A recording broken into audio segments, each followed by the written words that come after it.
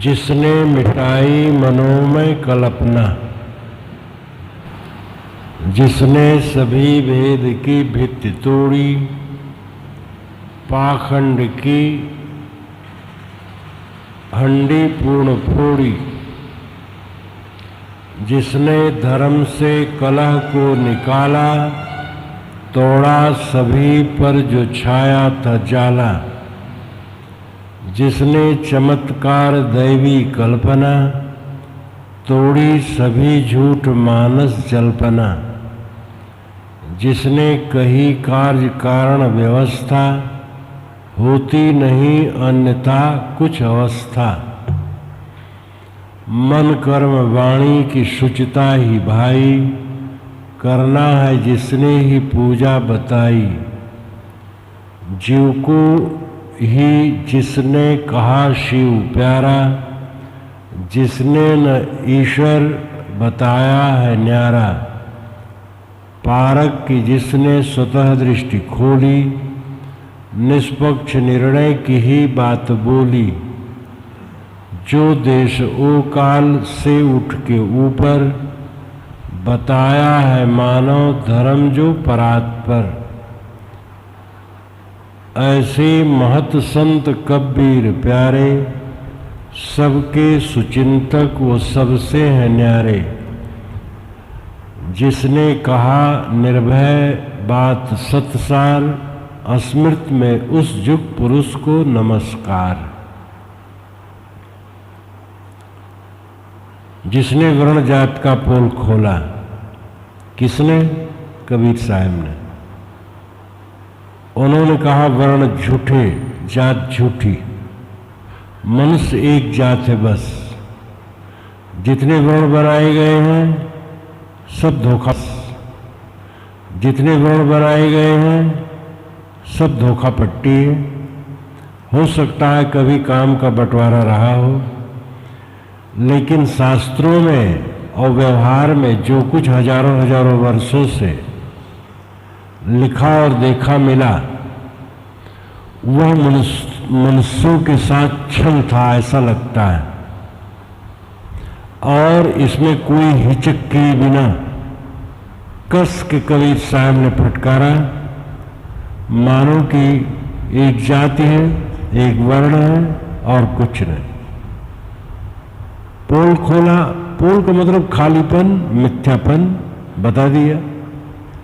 मानव के गुण से ही मानव को तोला, मनुष्य को उन्होंने तोला, तोलना, मूल्यांकन करना, कीमत ठहराना, मानव के गुण से ही मानव की कीमत ठहराना चाहिए, ये सीख उन्होंने दी। कोई मनुष्य सामने आया है, उसके गुणों से उसकी महत्ता, झूठी जात झूठे वर्ण से कुछ नहीं। मिथ्या वर्ण जाति के ही सहारे, होते न छोटे बड़े देख प्यारे। ऐ प्रिय, इस बात को देखो कि वर्ण और जात जो बिल्कुल मिथ्या है, इनके सहारे कोई छोटा बड़ा नहीं होता है। किसी संप्रदायी गुरु पंथ पोथी, सत्पर बपोती की है बात थोथी। कोई संप्रदाय हो, कोई गुरु हो, कोई पंथ हो, कोई पोथी हो, सत्य पर उसकी बपौती नहीं, सत्य पर एकाधिकार ठेकेदारी की कल्पना बिल्कुल थोथी, झूठी, मिथ्या घमंड के केवल मेरे मार्ग से स्वर्ग या मोक्ष होगा, दूसरे मार्ग से नहीं होगा, और इतना ही नहीं, दूसरे मार्ग वाले नरक में जाएंगे। ये झूठी बात। सत्य सबका अपना आत्मस्वरूप है। मन को निर्मल करने से वो दशा आती है। इसमें गुरु की जरूरत है, संत की जरूरत है, सत्संग की जरूरत है, ये तो कहा जा सकता है। लेकिन अमुक संप्रदाय, अमुक गुरु, अमुक पंथ, अमुक पोथी की ही सत्य पर बपौती है, ये बात थोथी, झूठी है। सत्य सबका स्वतः रूप अपना। हर व्यक्ति का जो स्वतः रूप है, खुद का रूप है, वो सत्य है। अंतश्चेतना, अंतर्ज्योति, अहम के स्वरूप में जो स्थित है, मैं हूं, दृष्टा जीव, ये परम सत्य है। बस इसको समझना और विकारों को छोड़ देना। जिसने मिटाई मनोमय कल्पना, कबीर साहब ने मनोमय कल्पना को मिटा दिया। मन से जो कुछ गढ़ा जाता है उसका उन्होंने त्याग करना बताया। जिसने सभी भेद की भित्त तोड़ी, पाखंड की हंडी पूर्ण फोड़ी। कबीर साहब ने सारे भेदों की भित्ति को तोड़ दिया। भित्ति, भीत, भीत अपभ्रंश है, भित्ति शुद्ध है, जिसको दीवार कहते हैं उर्दू वाले। तो सारे भेद की भित्ति को उन्होंने तोड़ दिया। जातिवाद, संप्रदायवाद, जितने भी भेद भ्रम है, सबको उन्होंने मिटाया। पाखंड की हंडी पूर्ण फोड़ी। पाखंड की हंडी अच्छी तरह से फोड़ डाली। पाखंड का अर्थ है दिखावा, ऊपर कुछ भीतर कुछ। धर्म के नाम पर, जात के नाम पर जो पाखंड था, साहब ने इसका पूर्ण खंडन किया। ये सब तुमरो कर्मा, कहीं कबीर सुनो हो पाणे, ये सब तुमरो कर्मा। वेद किताब छाड़ दो पाणे, ये सब मन के भरमा। वेद किताब को कितना माने हैं, और साहब चुटकी बजाते हुए कहते हैं, आए पाणे, अरे वेद किताब की दुहाई देना छोड़ दो, ये तुम्हारे मन का भ्रम है। जिसने धर्म से कलह को निकाला, सदगुरु कबीर ने धर्म से कलह को निकाला। भाई रे दुई जगदीश कहाँ ते आया, हर जगह उन्होंने कहा अल्लाह राम करीमा केसो हरिजित नाम धराया। धर्म में जो कलह है कि हमारा धर्म ऊंचा, हमारा धर्म ऊंचा, साहब ने इसको निकाला। कहा धर्म तो एक है, हमारा तुम्हारा क्या है। पानी का शीतत्व किसका है। शील, क्षमा, दया, करुणा, प्रेम, ये किस संप्रदाय के हैं। ये मानवीय गुण है। तोड़ा सभी पर जो छाया था जाला, धर्म, अध्यात्म इत्यादि सभी पर जो जाला छाया था, जो जंजाल बन गया था, आवरण हो गया था, उसको उन्होंने तोड़ दिया। जिसने चमत्कार दैवी कल्पना, तोड़ी सभी झूठ मानस जल्पना। जिसने चमत्कार और दैवी कल्पना का खंडन किया।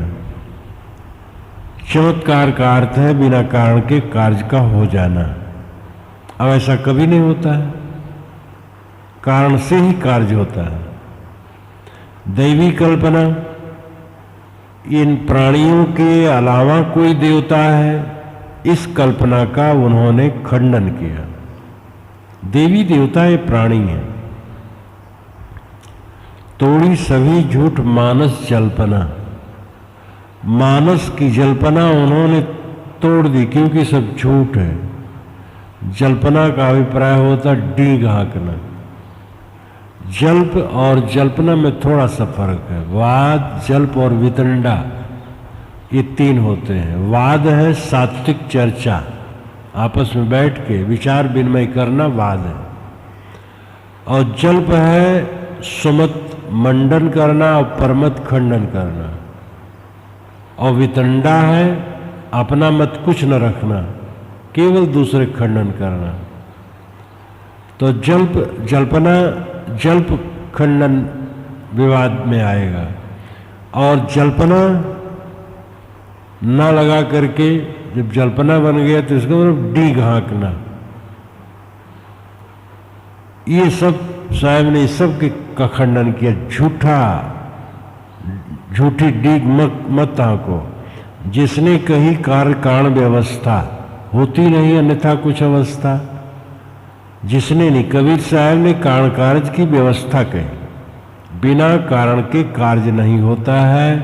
सारे संसार में कारण कार्य की अखंड व्यवस्था है। जो सत्ता है जड़ या चेतन, उसके स्वरूप में, उसके गुणधर्म अनादि स्वतः निहित है और उससे उसकी व्यवस्था होती रहती है। होती नहीं अन्यथा कुछ अवस्था। कारण कार्य की व्यवस्था को छोड़ करके सृष्टि की अवस्था अन्यथा नहीं होती। अन्यथा नाम व्यर्थ, अन्यथा नाम अलग ढंग से, दूसरे ढंग से नहीं होती। नर नारी से बच्चे होते हैं, अब बिना नर नारी के बच्चे हो गए ऐसा कभी नहीं होता। कान से हो गए, नाक से हो गए, हाथ से हो गए, कैसे हो जाए? मन कर्म वाणी की शुचिता ही भाई करना है जिसने ही पूजा बताई। कबीर साहब ने कहा पूजा क्या है? मन कार्य कर्म वाणी की शुचिता, पवित्रता। मन पवित्र रखो, वाणी पवित्र रखो, कर्म पवित्र रखो, ये पूजा है। जीव को ही जिसने कहा शिव प्यारा, जिसने न ईश्वर बताया है न्यारा। उन्होंने कहा ये प्यारा शिव, जीव ही है। शिव ही तो प्यारा है, शिव ही तो परम प्रिय है, परम उपासनीय है। शिव नाम कल्याण, कोई तकलीफ न होना शिवत्व है। और जब जीव सारी वासनाओं को छोड़ देता है वो कृतार्थ हो जाता है। वासनाओं से धूमिल है, पीड़ित है। जिसने न ईश्वर बताया है न्यारा। कबीर साहब ने जीव से अलग ईश्वर की कल्पना नहीं की। अपरोक्ष बोध पर उन्होंने जोर दिया। प्रत्यक्ष जगत विषय है, परोक्ष ईश्वरादि कल्पना है, अपरोक्ष अपना आत्मा। अपरोक्ष ही तथ्य है। प्रत्यक्ष में व्यवहार करना है केवल सांसारिक चीजों को लेकर। सांसारिक चीजों को लेकर के तृप्ति न होगी, केवल व्यवहार। और परोक्ष तो केवल भटकाव है। आकाश में ईश्वर देवी देवता खोजते रहो, कुछ कहीं नहीं मिलेगा। अपरोक्ष स्वयं आत्मा ही असली ईश्वर है और इससे अलग साहब ने ईश्वर नहीं बताया। इसीलिए उन्होंने कहा कस्तूरी कुंडल बसे मृग रूढ़े बनवाए, तैसे ही घट घट राम है दुनिया जानत ना है।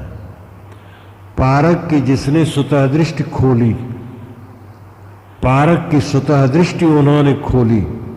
पारक नाम परीक्षा। पारक का शुद्ध शब्द है परख।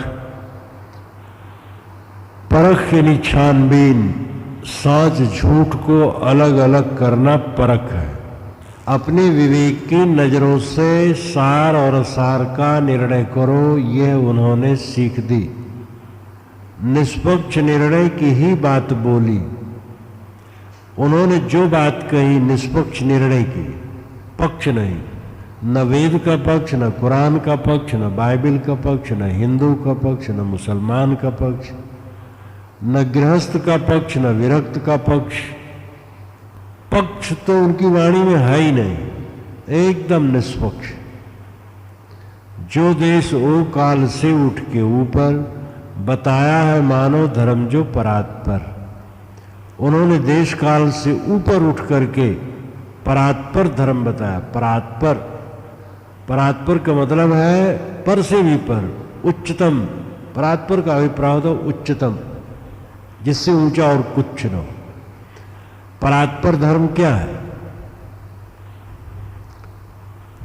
चित्त को शुद्ध रखना, दूसरे के साथ वही व्यवहार करना जो अपने लिए चाहते हो,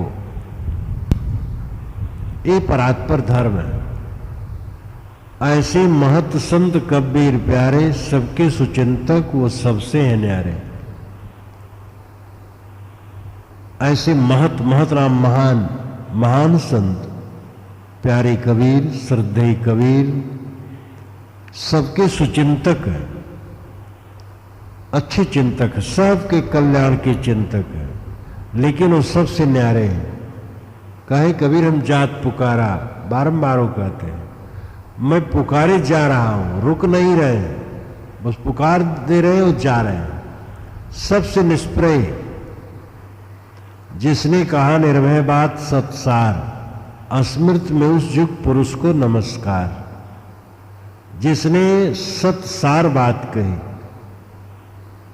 सब जगह निर्णय की बात कही, सबके कल्याण के चिंतक है, लेकिन वो सबसे न्यारे हैं। कहे कबीर हम जात पुकारा, बारंबार वो कहते हैं, मैं पुकारे जा रहा हूं, रुक नहीं रहे, बस पुकार दे रहे और जा रहे हैं। सबसे निष्प्रय जिसने कहा निर्भय बात सत्सार, अस्मृत में उस युग पुरुष को नमस्कार। जिसने सत्सार बात कही, सब जगह निर्णय की बात कही और निर्भय होकर कहा डर नहीं। ये दुनिया को उन्होंने सीख दी। परंपरा में लोग पैदा होते हैं, परंपरा की बात कहते हैं। कबीर साहब की कोई परंपरा नहीं, कोई जात नहीं, कोई बिरादरी नहीं, कोई रूढ़ीश्वर नहीं, कोई शास्त्र नहीं।